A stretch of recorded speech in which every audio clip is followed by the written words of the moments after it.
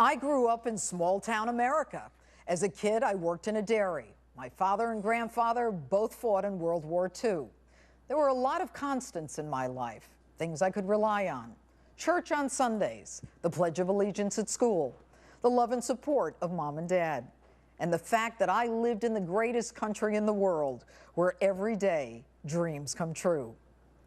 But last Wednesday, as I sat in a congressional hearing room on a rainy day in Washington, D.C., listening to whistleblowers' riveting accounts of what happened in Benghazi on the night Ambassador Chris Stevens, Sean Smith, Ty Woods, and Glenn Doherty were killed, my heart broke. Hello and welcome to Justice. I'm Judge Jeanine Pirro. Thanks for joining us tonight. I've spent my career assigning blame for wrongdoing, instructing jurors on how to assess the truth, telling them to use their common sense in deciding who's credible, who has something to gain, something to lose, who has a motive to lie, telling them if someone lies once, you're free to assume they'll lie to you again. And there is something about the truth when you hear it. You simply know it. On the night he died, Ambassador Chris Stevens called whistleblower Greg Hicks to say, "We're under attack." The statement, clear, unequivocal, and foreboding. And Hicks did everything he was supposed to, activating the emergency response plan, mobilizing a team to repel the attack, calling the State Department's Operations Center, continuously updating the Operations Center throughout the night, even chartering a plane to fly the Tripoli response team to Benghazi. At some point, Hicks realized he was being left out of all decision-making and that the order had been given to stand down. There would be no rescue. We now know the Obama administration lied to us. They misled us, and they left Americans to die. So what do we know? Fact, the president knew at 5 p.m. his consulate and ambassador were under attack. He simply told Joint Chiefs Chairman Dempsey and Defense Secretary Panetta to take care of it. He simply went to bed. He didn't even bother to call, never checking with them again. Fact, the next morning, the president takes Air Force One to fly to a Las Vegas fundraiser for himself while Americans burn in the Middle East. He can take Air Force One for a campaign fundraiser, but he can't send fighter jets to save Americans. Fact, the fight lasted 8 hours. Fact, there was no spontaneous demonstration, no YouTube video that ignited the murderous fury in Benghazi, and they all knew it. It's not one fact, but each fact taken together is a connected whole that convinces us of what the truth is. And that truth? Jay Carney, Susan Rice, Hillary Clinton, Barack Obama, they all lied to us. Now, I'm tired of the sugarcoating. I'm tired of putting truth to the falsehood. A lie is a lie is a lie. Let's call it what it is. The whistleblowers changed everything. The ones who were instructed by Hillary's chief of staff, Cheryl Mills, not to speak to anyone alone about Benghazi, including congressmen. But Greg Hicks says it best. The job now is it's a demotion. So I've been effectively demoted from deputy chief of mission to desk officer. Mr. President, with all due respect, you actually demote the man who was on the phone all night scrambling to get help, destroying your classified records, chartering a plane, taking on the terrorist by himself. Why? Why would you do that? Why would you demote a hero? And why would you lie to us? I'll tell you why. Because of a looming presidential election 7 weeks away. Because Americans can't be under attack, especially not a terrorist attack, if, as you say, Al-Qaeda is already on its heels. Mr. President, how could you not send in reinforcements? How could you not send in Americans trained for this very kind of emergency? You're the commander-in-chief. That's your job.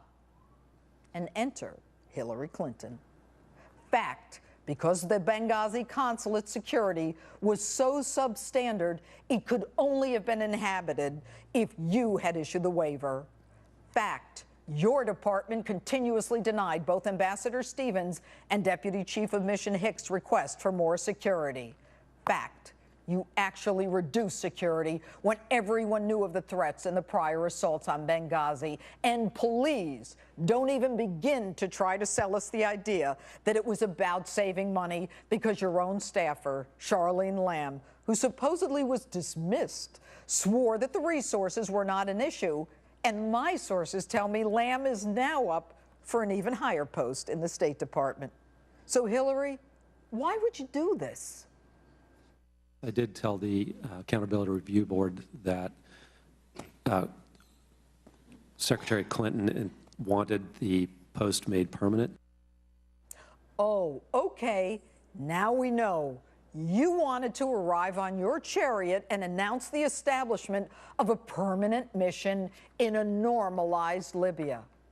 Normalized? When you last visited Libya, you had the Defense Department pre-position assets off the Libyan coast in case you needed rescue. How could you? And then you swear under oath, just back from weeks abroad, logging all those miles, recovering from the flu, the fall, the concussion, and the blood clot. You testify you didn't know a thing about your friend the ambassador's request for more security. Any of the requests, any of the cables having to do with security did not come to my attention. Now, Hillary, I know you were busy that night, calling the president of Tunisia when all the action was in Libya. But you can't deny requests for more security in Benghazi and then blame the very people who asked for it. You can't have it both ways. And you want us to believe that you and the president are going to get the facts and get justice? You can't even get to the FBI, to the crime scene, for 3 weeks. And by the way, the FBI guys, they carry guns, don't they? If it takes them 3 weeks because it wasn't safe in Benghazi, how the hell is it safe enough for you to keep our civilian diplomats there? And what to do? Find some guys with impeccable reputations, beholden to your husband Bill, and ambassador named Pickering, an admiral named Mullen. Have them investigate and make sure they don't ask you any questions, or talk to the guy in charge of the emergency response. And Pickering, he's perfect. He apparently believes America is already full of Islamophobes. And while you're at it, Hillary, why not throw the president of Libya under the bus, too? The man who traveled to Benghazi at great personal risk, confirming almost immediately what you already knew, that it was a terror attack, and you basically call him a liar or clueless to the rest of the world.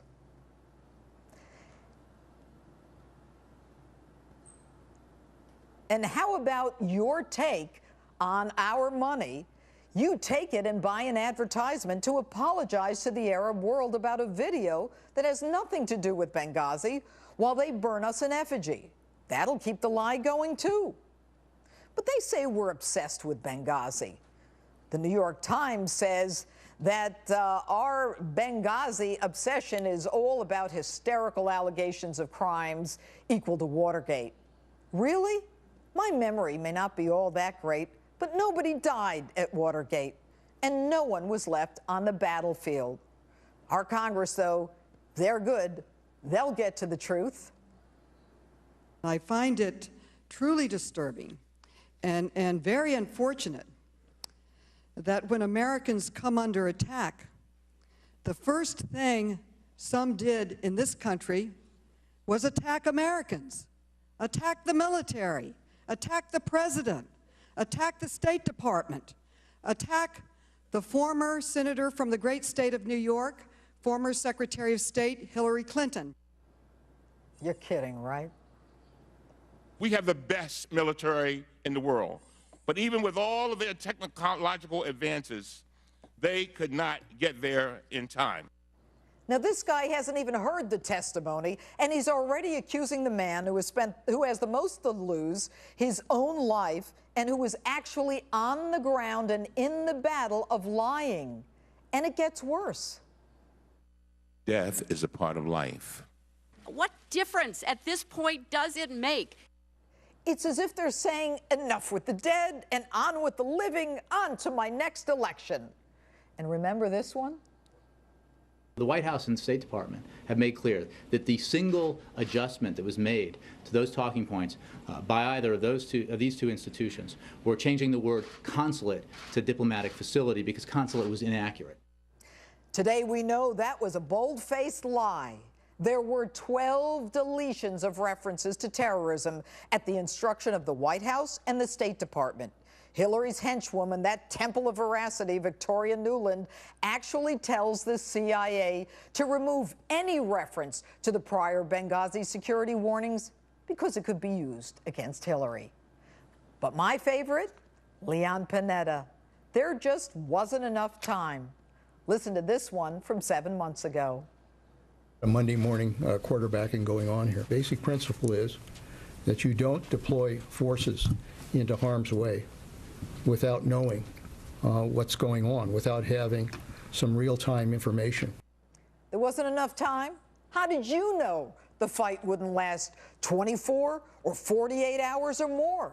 In which case you could have gotten rescuers there. You could have saved Americans, but you didn't even start the process because you had no intention of saving those lives. You should be ashamed of yourself. Yes, Wednesday was a sad day for me personally, for the families of those killed, and for any American who believes, as I do, that America is the citadel of honor and freedom. This past week, the dreams that I had as a little girl in that small town were shattered.